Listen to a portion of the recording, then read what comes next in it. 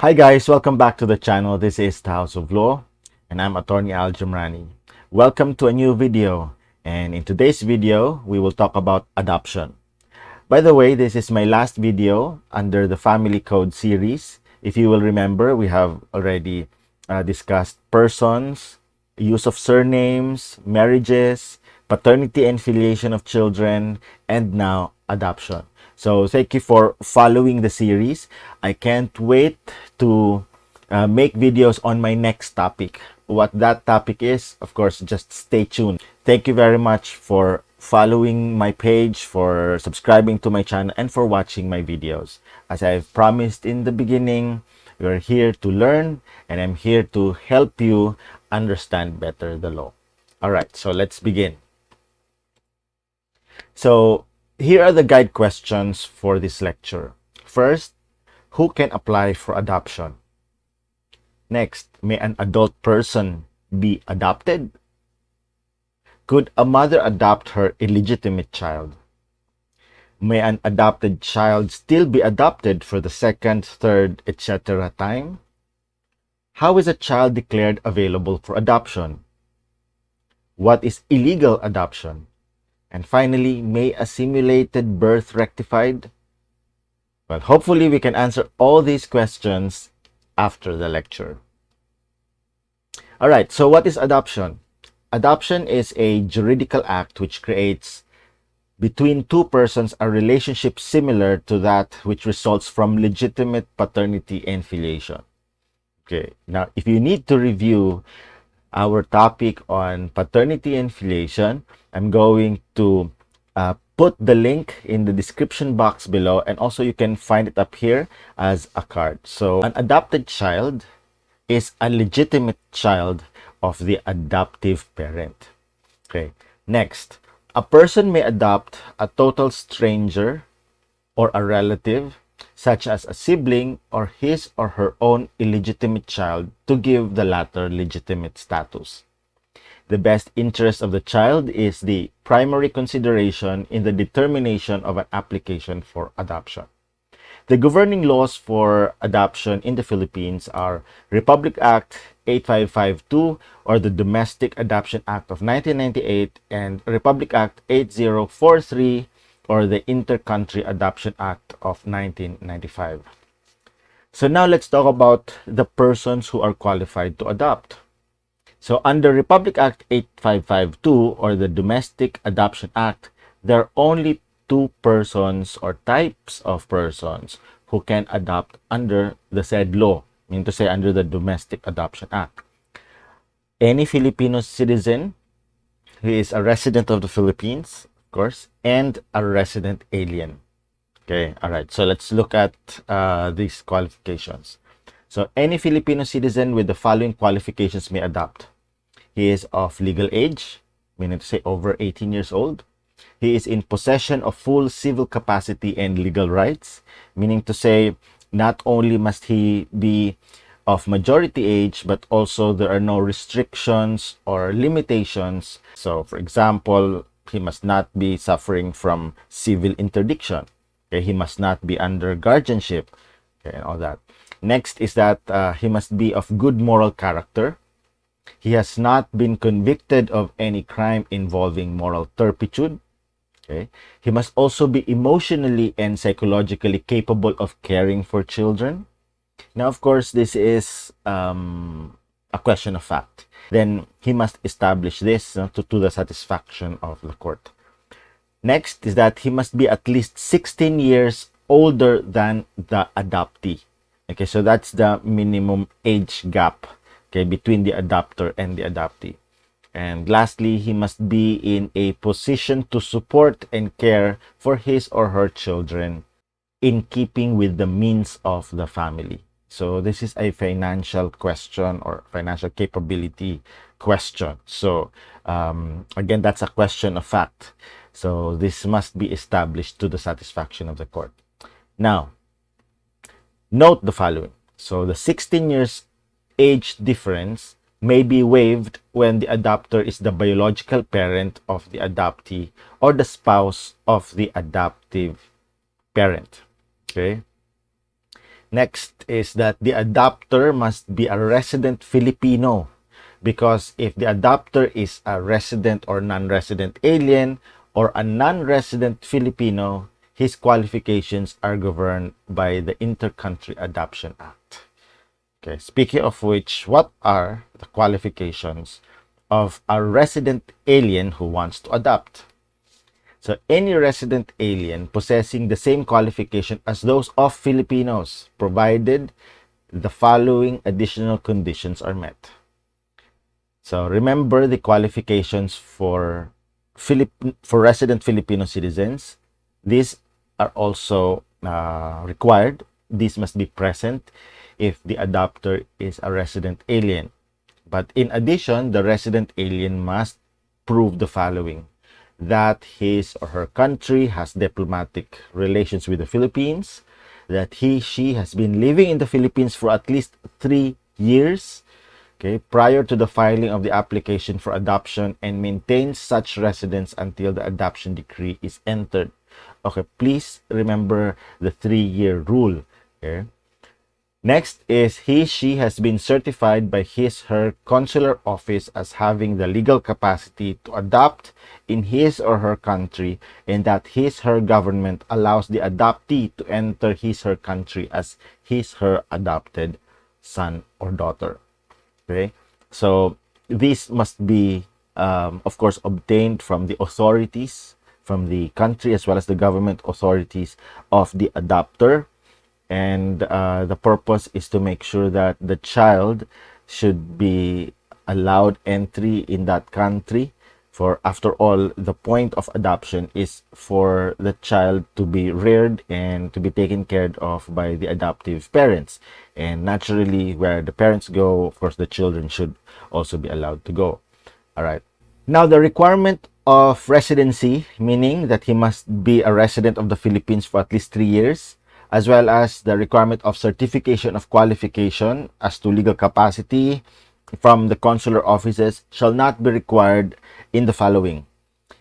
First, a former Filipino citizen already naturalized in another country who seeks to adopt a relative within the 4th degree of consanguinity or affinity. For example, a grandmother who wants to adopt a grandchild. Also, a resident alien who seeks to adopt the legitimate child of her Filipino spouse. Okay. Next, a resident alien who is married to a Filipino citizen and seeks to adopt jointly with her spouse a relative within the 4th degree of consanguinity or affinity of the Filipino spouse. Okay, so why is the requirement not applicable to these resident aliens? Well, because the petition is joint. The petition for adoption is joint. So the rights and privileges of the Filipino spouse would usually be enjoyed also by the other spouse as far as adoptions go. Okay, so next is the guardian, who must also be a resident alien, with respect to the ward after the termination of the guardianship and clearance of her financial accountabilities. So in this case, the requirement of residency and certification as to legal capacity will no longer be required, for after all, he has already been previously qualified as a guardian. All right. Now let's talk about non-resident aliens or non-resident Filipinos. Okay. Now these persons, or the adoption by these persons, okay, is governed by the Inter-Country Adoption Act, not by the Domestic Adoption Act. Okay, so let's look at these requirements. So a non-resident alien or a Filipino permanently residing abroad may adopt if he or she is at least 27 years of age and at least 16 years older than the child to be adopted at the time of application, unless the adopter is the parent by nature of the child to be adopted or the spouse of such parent. Okay. Next, if married, then her spouse must jointly adopt or must jointly file for adoption. Next, he or she must have the capacity to act and assume all rights and responsibilities of parental authority under his national laws and has undergone the appropriate counseling from an accredited counselor in his or her country. Okay, next, he has not been convicted of a crime involving moral turpitude. He must also be eligible to adopt under his or national law.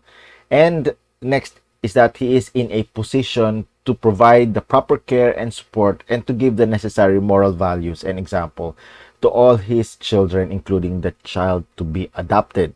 Okay, so he must be a good parent. Okay. Next, he must agree to uphold the basic rights of the child as embodied under Philippine law, under the UN Convention on the Rights of the Child, and to abide by the rules and regulations issued to implement the provisions of the Inter-Country Adoption Act. All right. Now, also, he must be someone who comes from a country with whom the Philippines has diplomatic relations and whose government maintains a similarly authorized and accredited agency, and that the adoption is allowed under his or her national laws. What agency is this? It's the ICAB, or the Inter-Country Adoption Board. Okay, so the ICAB was created under the Inter-Country Adoption Act. So this non-resident alien or this non-resident Filipino must come from a country where there is a similar or a counterpart agency in that country, regulating or processing inter-country adoption. Okay, lastly, he must possess all the qualifications and none of the disqualifications provided under the law. Now let's talk about joint adoption by spouses. So both Domestic Adoption Act and the Inter-Country Adoption Act provide that husband and wife shall jointly adopt. So both of them should be co-petitioners and they must actively participate in the proceedings. But there are exceptions. First is if one spouse seeks to adopt the legitimate child of the other. Obviously, the legitimate parent need not join the petition because that parent is already the legitimate parent of the child. Adoption would be redundant. Okay, remember, adoption is the process by which a child is given legitimate status. Okay, speaking of legitimate status, the second situation is one when a spouse seeks to adopt his or her own illegitimate child. Okay, now the other spouse, of course, if he wants to join the petition, of course, he or she may join the petition, but if not, and the adoption will only result in the legitimate relationship between the adopter and the said child, the other spouse need only give his or her consent. Okay, next is if the spouses are legally separated from each other. Okay, remember, legal separation results in the termination of the rights and obligations of the spouses to one another, including the right and obligation to live together, to support each other and all that. So therefore, there is no need to include the other spouse who has, for all intents and purposes, been separated and is no longer within the same household or will no longer exercise the same parental authority over children. If you want to know more about legal separation, or if you missed my video which talked about defective and failed marriages, you can check that video through the link in the description box as well as through here. Okay, so go ahead and check that out later. Okay, next is in case husband and wife jointly adopt or one spouse adopts the illegitimate child of the other, joint parental authority shall be exercised by the spouses. Of course, this is the logical effect or consequence of the adoption by the spouses. All right, now let's talk about this very interesting case. The case is Republic versus Court of Appeals and Bubiles. This was decided in 1992, but it is still good law because it has not been overturned. And this is another exception, okay, to what we have already discussed. Exceptions to the requirement that the spouses must jointly adopt and that they must be co-petitioners in the case and must actively participate in the proceedings. So here the Supreme Court held that although the husband was not named as one of the petitioners in the petition for adoption filed by his wife, his affidavit of consent attached to the petition as Annex B and expressly made an integral part thereof shows that he himself actually joined his wife in adopting the child. The foregoing declarations and his subsequent confirmatory testimony in open court are sufficient to make him a co-petitioner. Okay, now I invite you to read the case. In this case, the Supreme Court relaxed the rules because it would be more consistent with the best interests of the child. Okay, so now let's talk about the persons to be adopted. I say persons because, as you will know here, as you will learn here, the adopted is not limited to a child. Even an adult can be adopted. All right, so first is any person below 18 years of age who has been administratively or judicially declared available for adoption. Okay, more on child legally available for adoption later. Okay, next, the legitimate son or daughter of one spouse by the other spouse. Okay, next, an illegitimate son or daughter by a qualified adopter to improve the status of that child to that of legitimacy. Also, a person of legal age, meaning to say no longer a child, if prior to the adoption, said person has been consistently considered and treated by the adopter as his or her own child since minority. Okay, this is to confirm or to validate the relationship. Okay, next, a child whose adoption has been previously rescinded can also be adopted. Okay. Next, a child whose biological or adoptive parents has or have died, provided no proceeding shall be initiated within 6 months from the death of said parents. Okay, so take note of these situations. You will see that any child can be adopted. No? So, for example, a stranger, a foundling, so that foundling or stranger can fall under the first. Okay, but again, as I said, there is a requirement that this child should first be declared legally available for adoption. All right, next, what is a child legally available for adoption? So a child legally available for adoption refers to a child in whose favor a certification was issued by the DSWD that he or she is legally available for adoption after the fact of abandonment or neglect has been proven through the submission of pertinent documents. So a petition is filed before the DSWD to declare the child available for adoption. So first, it must be established that the child was abandoned or was neglected or was a foundling. Okay. Now, the proceeding is now entirely administrative. This is to, of course, declog our courts and to make this procedure more expeditious. Okay, now this certification that a child is legally available for adoption is required only in the adoption of abandoned, neglected, and involuntarily or voluntarily committed children.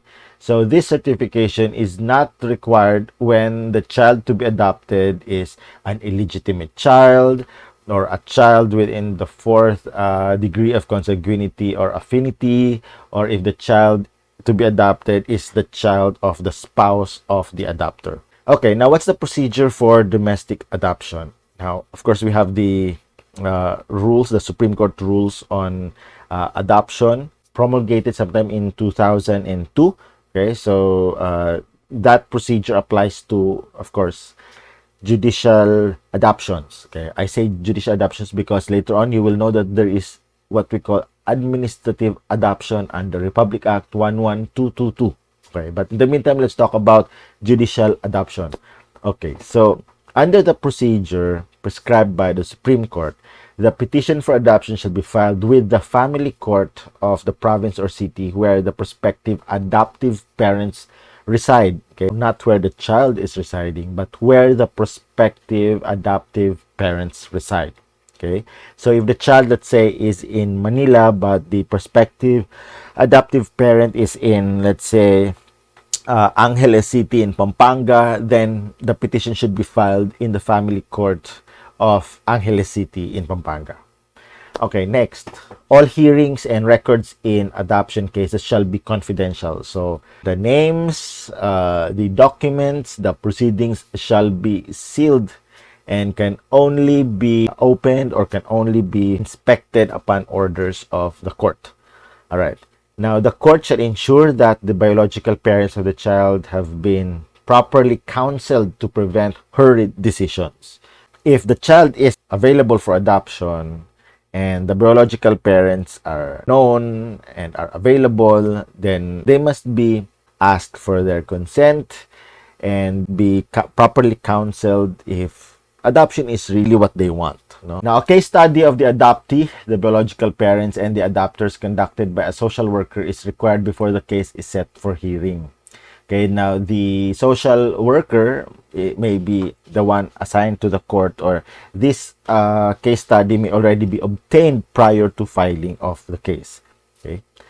Now, before granting the petition, the court shall give the adopter a supervised trial custody for a period of 6 months at least. Okay, subject to reduction in proper cases if it has been shown that the prospective adoptive parent and the child to be adopted have already, adjusted to one another, and this requirement of child custody would definitely no longer be applicable in case the child is already living, okay, with the adopter, like in the case of an illegitimate child, or in case the person or the child to be adopted is the child of the spouse of the petitioner.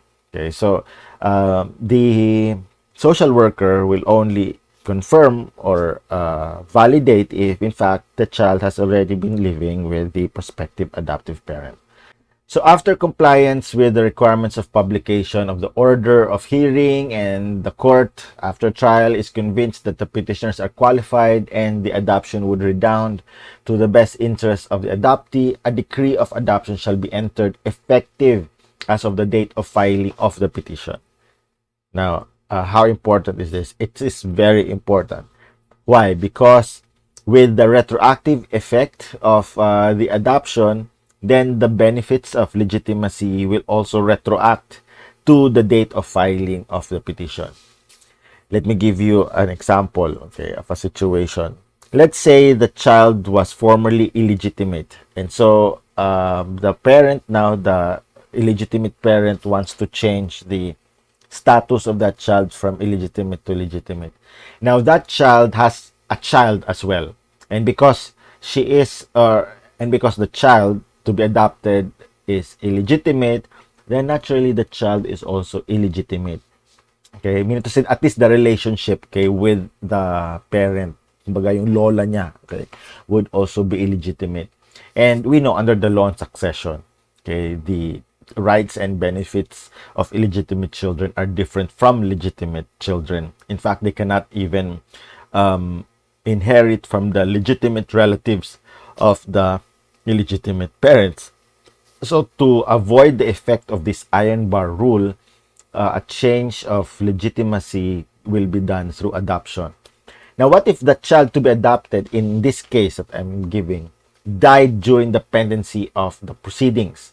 Okay, so will that end the case? Of course not. Okay, the case will still proceed, because if the adoption is granted, then the benefits of that adoption, the change of status from illegitimate to legitimate, will retroact to the filing of the petition, and so the child, including his children, will also benefit from the change of status from illegitimate to legitimate. And this time, the illegitimate children could now inherit from the legitimate relatives of the illegitimate parent. Now, what are the duties of the local civil registrar?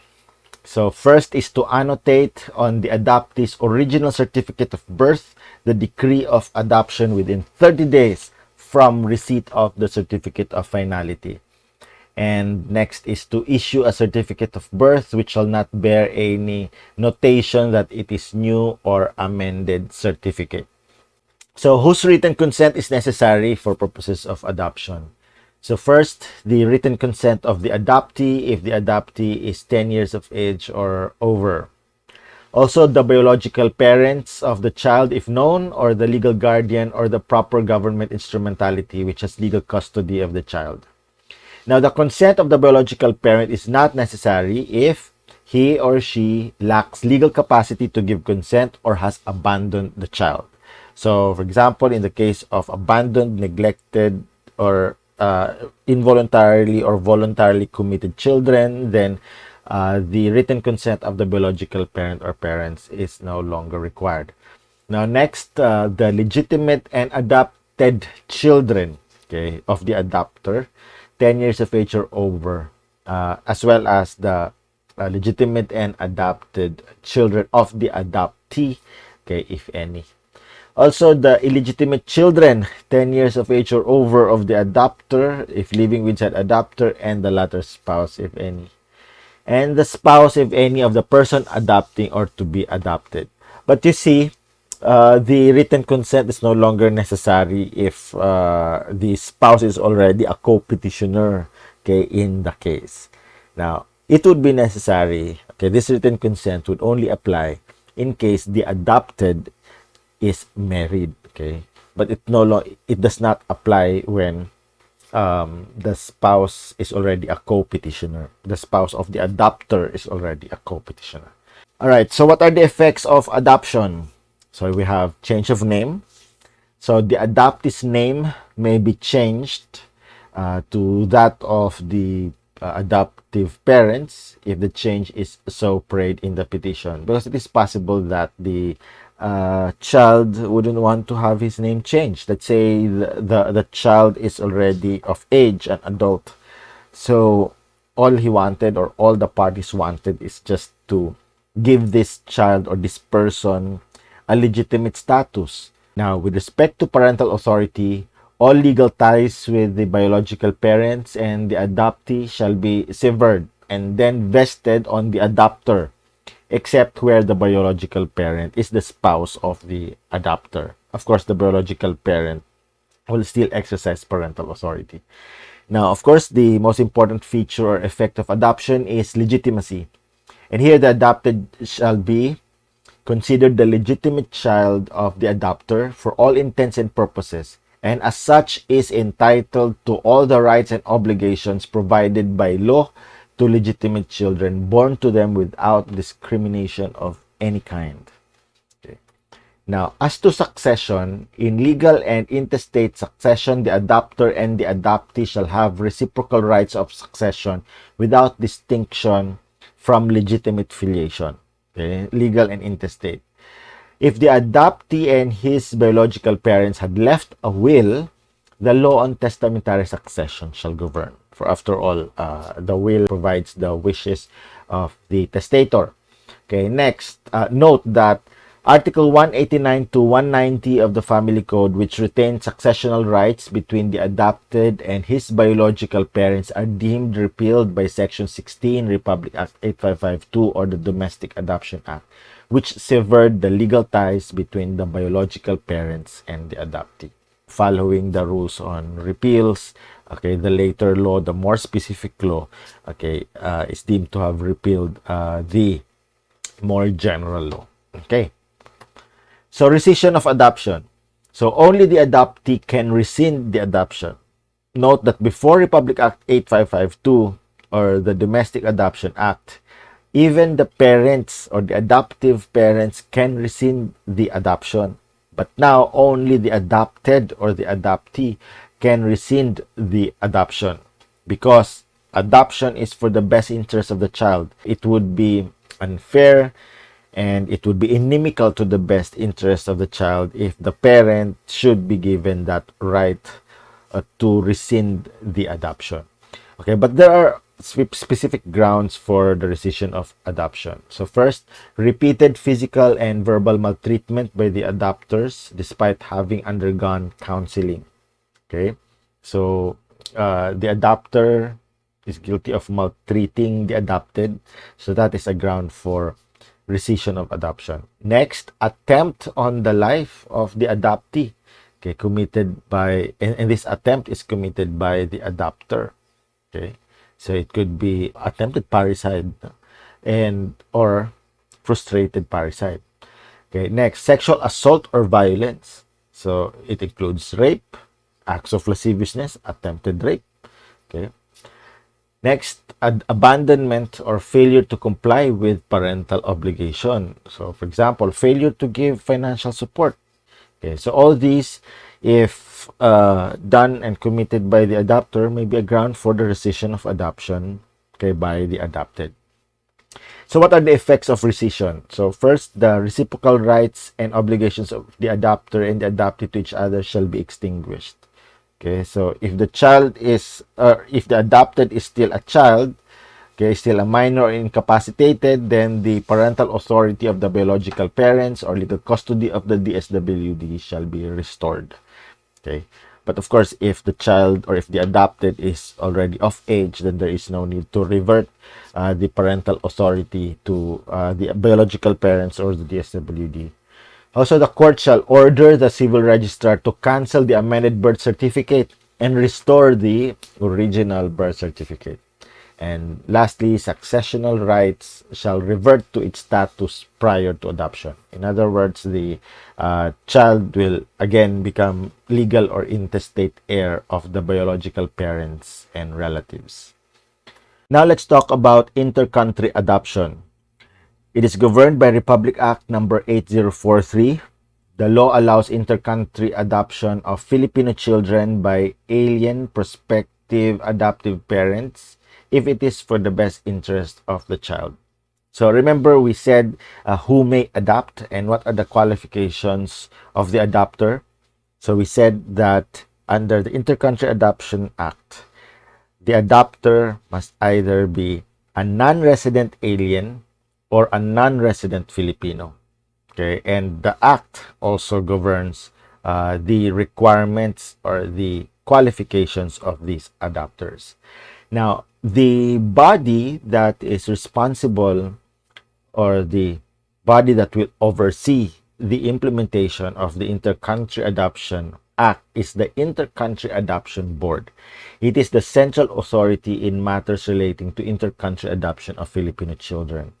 Now, the other country from which these prospective adoptive parents come must also have a central authority or a foreign adoption agency which will be coordinating with the ICAB. Now, this coordination is very important for the processing of the adoption, okay, of the child, because without this interagency coordination, then the adoption will not proceed, as I will explain later. Now, the adoption process is commenced by filing an application with a foreign adoption agency who will receive it for the ICAB. So that is the first coordination there. Now, it is possible that the non-resident alien or the non-resident Filipino visits the Philippines and then files the petition directly with the court, thinking that it is governed by the Domestic Adoption Act. If that happens, under the law, the RTC or the family court should refer the petition to the ICAB because it is governed by the Inter-Country Adoption Act and not by the Domestic Adoption Act. All right.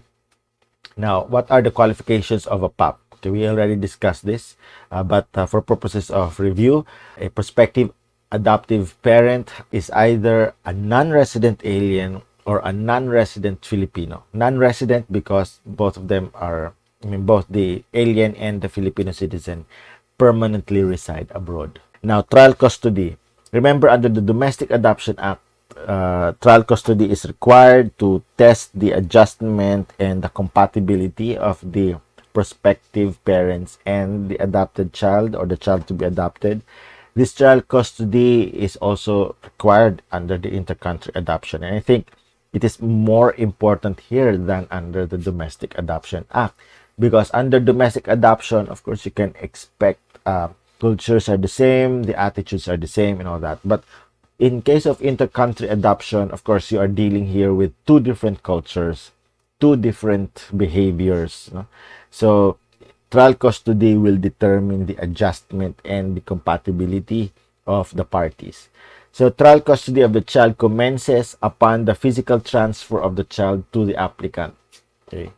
Now, the applicant as custodian, at least for the duration of the trial custody, will just exercise substitute parental authority.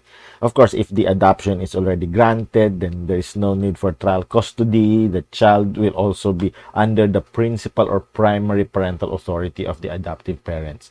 This is only for the trial custody. Okay, now the trial custody is supervised by the central authority or the FAA or the Foreign Adoption Agency in the country where the child will be sent and will be living with the applicants or the prospective adoptive parents.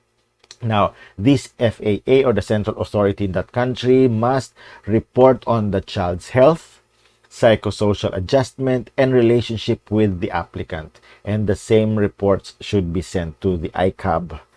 Now, if the child suffers abuse or injury from the prospective adoptive parent or other household members, meaning to say the other children of the prospective adoptive parents or even the household staff of the prospective adoptive parent, then the central authority in that country or the foreign adoption agency is mandated to step in and protect the child. It may do so by withdrawing the child and terminating the trial custody and returning the child to the Philippines. So with that, let's go to illegal adoption. What is illegal adoption? It is any method that is not legitimate and recognized by law that changes a child's true identity and status. Okay, so from a change in the name and a change of status from illegitimate to legitimate, okay, without complying with the requirements of the law. So it includes simulation of birth records and child trafficking.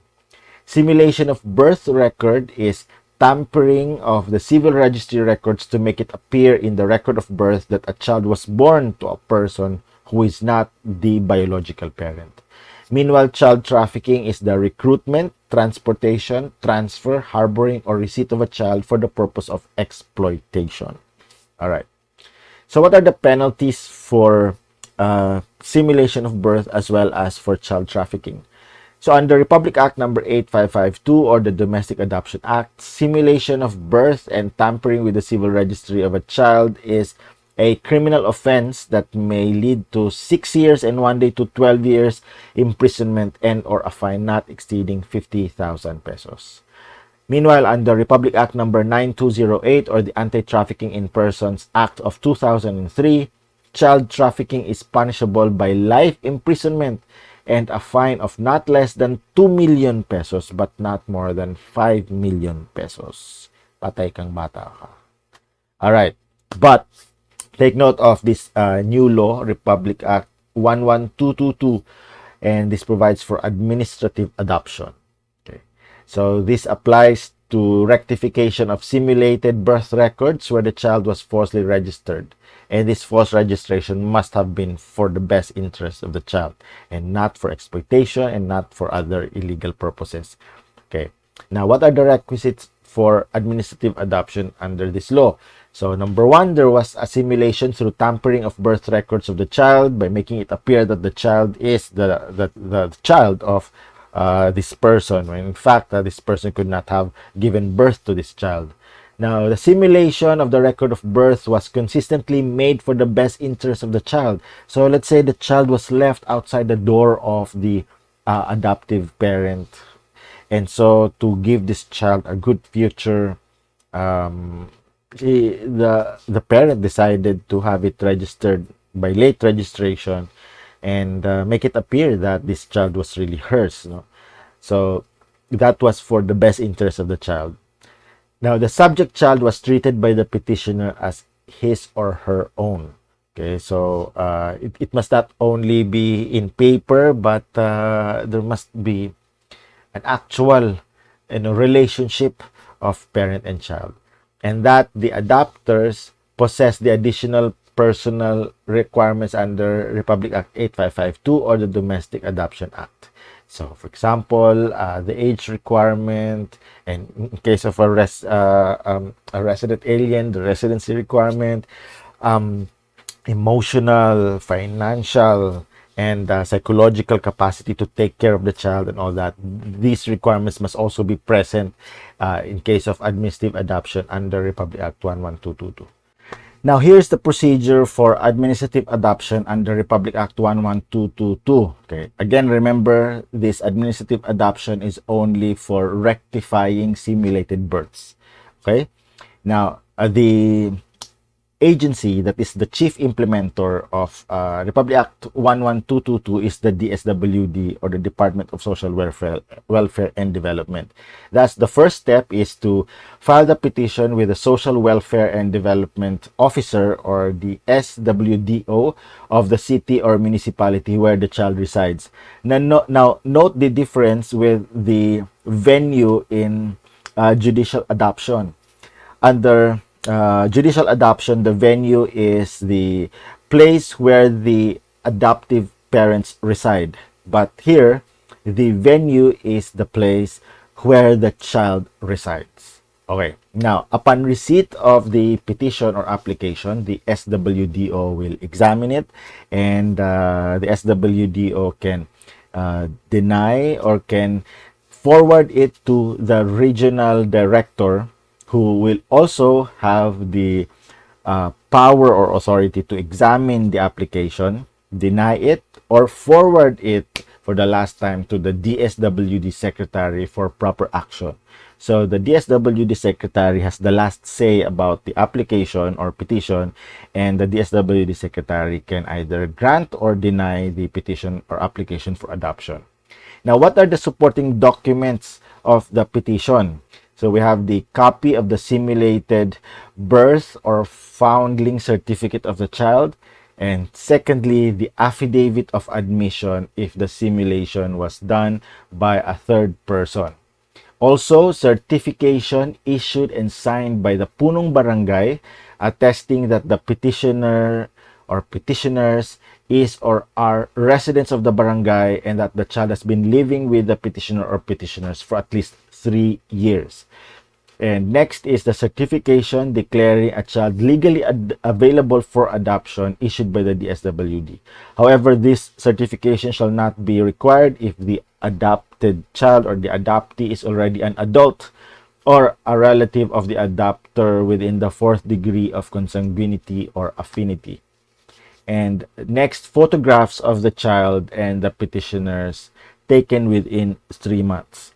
Now, after the consideration or the evaluation of the case by the DSWD secretary, and once the DSWD secretary determines that the best interest of the child will be fervently served, an order of adoption shall be issued, and such order contains the name by which the adoptee shall be known, okay, and it directs that, okay, the cancellation of the simulated birth certificate or birth record of the child, also issuance of the rectified birth record bearing the names of the biological parents of the child, or the issuance of founding certificate, and issuance of a new birth certificate. Ultimately, the end of this all is to issue a legitimate birth certificate.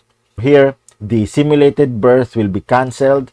A new birth certificate will be issued showing the biological parents if known. If not, then a founding certificate will be issued. And then after that, or that birth certificate will have an annotation of adoption. And then this will now be deemed cancelled or kept. And then a new birth certificate will be issued, similar to a birth certificate issued pursuant to a judicial decree of adoption. Okay, now this is the more specific procedure before the local civil registrar upon the issuance of the order of adoption by the DSWD secretary. So first, the local civil registrar shall stamp the simulated birth record as cancelled with an annotation of the issuance of a new rectified certificate of birth in its place. Also, the rectified birth certificate bearing the names of the biological parents of the child or the foundling certificate shall then likewise be stamped cancelled with the annotation of the issuance of a new birth record in its place, and shall be sealed in the civil registry records. And thereafter, the local civil registrar shall register, and issue a new certificate of birth, which shall not bear any notation that it is a new or amended certificate. So clearly, the same procedure as in the judicial adoption. So the question now is, what happens to the person who admitted to the simulation of birth? Meaning to say, the parent, the adoptive parent now. So Section 6 of Republic Act 11222, okay, provides that all petitions, documents, records, and papers relating to adoption and rectification of simulated births under this act cannot be used as evidence against those who simulated the birth or who cooperated in the execution of such simulation in any criminal, civil, or administrative proceeding. So it's like an immunity from suit. This is to encourage the persons responsible for the simulation of birth to come forward and do the right thing, that is to properly adopt the child. All right. Now let's answer the guide questions which were posed earlier. Number 1, who can apply for adoption? So there are 4 classes of adopters or prospective adoptive parents. So first are resident Filipinos, resident aliens, non-resident aliens, and non-resident Filipinos. The resident Filipinos and resident aliens will have to follow the procedure under the Domestic Adoption Act. The non-resident alien and the non-resident Filipino will have to follow the procedure under the Inter-Country Adoption Act. Okay, next question. May an adult person be adopted? Yes, this adult person can be adopted if he was the illegitimate child of the adopter, and the purpose of the adoption is to change his status to legitimate. Also, in case of a child who is made to appear as the biological child of the parent through simulation of birth. Okay. Now, could a mother adopt her illegitimate child? Yes. Okay. The purpose of adoption is to change the status of a child from illegitimate or whatever, okay, to legitimate status. So clearly, a mother can adopt her illegitimate child to give her a legitimate status. Now, may an adopted child still be adopted for the second, third, etc. time? Yes, if the adoption was rescinded or if the adoptive parents died and he is still a child, so he can still be adopted. Okay. Now, how is a child declared available for adoption? So, an application or petition is filed with the DSWD or the Social Welfare and Development Officer of the city or municipality where the child is located or residing, and the officer will now issue a certification after proof that the child has been abandoned, neglected, or involuntarily or voluntarily committed. Now, what is illegal adoption? Illegal adoption is the adoption by or through illegal or illegitimate means, not following the requirements of the law, such as simulation of record of birth as well as child trafficking. Now, may a simulated birth be rectified? Yes. So, the law is Republic Act 11222. All right. So, that's it, guys. That ends my lecture video on adoption. This is the last of my video under the Family Code series, and it's been a pleasure discussing the Family Code with you guys. If you enjoyed the video, please drop a like. Please subscribe to the channel if you haven't subscribed yet, and please click that notification bell so that you will be notified in case I upload a new video. I'll see you in my next video. Laging tatandaan, isip ay buksan, alamin ang batas.